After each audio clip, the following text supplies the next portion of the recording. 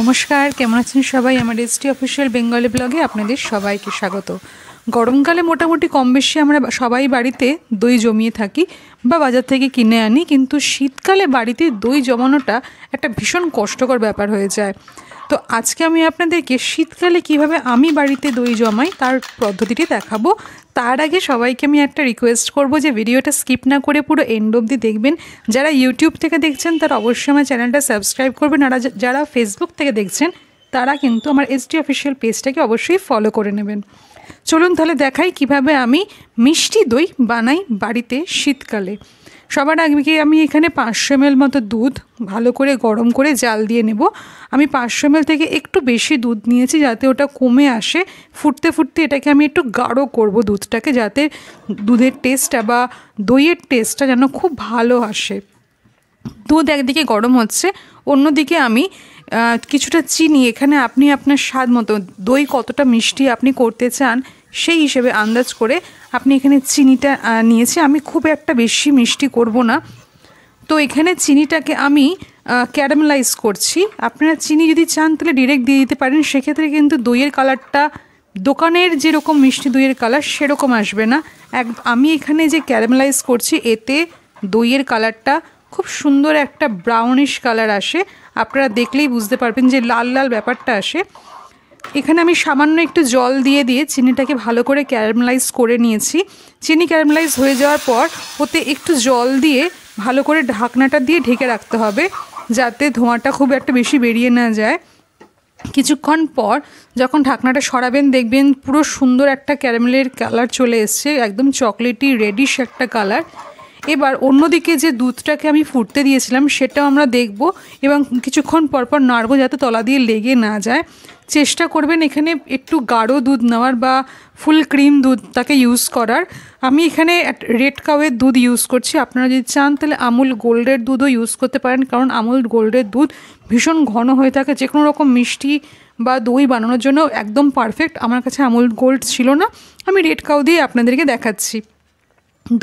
দুধ এখানে অনেকটা রিডিউস হয়ে এসছে পরিমাণটা, কারণ আমি অনেকক্ষণ ধরে ফুটিয়েছি। এবার এর মধ্যে আমি যে ক্যারামেলটা তৈরি করেছিলাম চিনি দিয়ে সেটা এখানে দিয়ে দিয়েছি। দেখুন কালারটা কি সুন্দর এসছে, একদম সেই দুধ চায়ের একটা যেমন একটা কালারটা আসে না, ঠিক সেরকম। আমি বুঝতে পারছি না আপনাদের ক্যামেরায় অতটা বুঝতে পারছেন কি না, বাট যখন আপনারা বাড়িতে বানাবেন না তখন বুঝতে পারবেন কি সুন্দর কালারটা আসে। এখানে আমি 2 চামচ মতো দই নিয়ে খুব ভালো করে ফেটিয়ে নিচ্ছি। এটা দিয়েই আমি আগে প্রসেসগুলো করব, কারণ দইটা আমাকে এই ফ্যাটানো দই দিয়েই জমাতে হবে। অন্যদিকে দুধ আমার ঠান্ডা হয়ে এসছে। কি করে বুঝবো যে দুধটা ঠিকঠাক টেম্পারেচারে এসছে? এরকমভাবে আঙুল চুবিয়ে যখন 30 সেকেন্ড পর্যন্ত আপনি আঙুলটা চুবানোর অবস্থায় রাখতে পারবেন বা তাপটা সহ্য করতে পারবেন, তখন বুঝতে পারবেন যে আপনার দুধটা এখন পারফেক্টলি রেডি দই জমানোর জন্য। এই অবস্থায় আপনি যে দইটাকে ফেটিয়ে রেখেছিলেন সেটাকে দিয়ে দেবেন। আপনারা যারা আরও মিষ্টির রেসিপি দেখতে চান আমি এখানে ডেসক্রিপশন বক্সে আপনাদেরকে শেয়ার করে দেব এবং দেওয়া হয়েছে, অলরেডি দেখে নেবেন। যারা এখনও চ্যানেলটাকে সাবস্ক্রাইব করেননি তাদেরকে রিকোয়েস্ট করব অবশ্যই আমার চ্যানেলটা সাবস্ক্রাইব করবেন। যারা ফেসবুক থেকে দেখছেন তাদেরকে বলবো আমার ফেসবুক পেজ এসডি অফিসিয়ালটাকে ফলো করে নেবেন এবং অবশ্যই জানাবেন যে আপনারা শীতকালে কি পদ্ধতি ইউজ করে বাড়িতে দই জমান এবং কারা কারা দেখছেন এবং কোন কোন জায়গা থেকে দেখছেন। আপনারা কমেন্টে যখন লেখেন না তখন আমার খুব ভালো লাগে। দুধটা অলরেডি ঠান্ডা হয়ে এসছে। এবার আমি মাটির হাঁড়ি একটা নিয়ে নেব।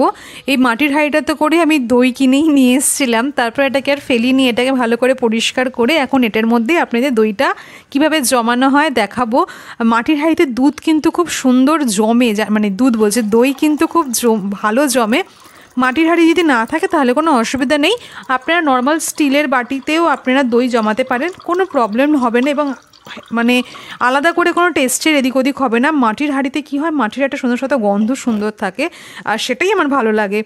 এবার আমি যেটা করব, যেটা শীতকালে প্রবলেম, মাটির গরমকালে হলে কি হতো, মাটির হাঁড়িটাতে দুধটা এভাবে দিয়ে আলাদা করে রেখে দিলেই গরম যা চারিদিকে থাকে তাতেই সুন্দর দই জমে যায়, কিন্তু শীতকালে হয়ে যায় প্রবলেম।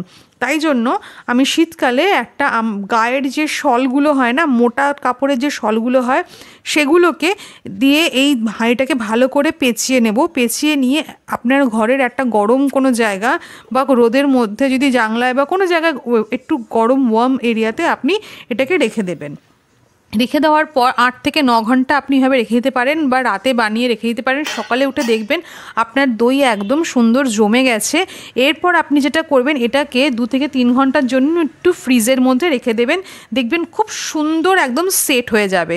দেখুন অপূর্ব সুন্দর দই আমার সেট হয়ে গেছে।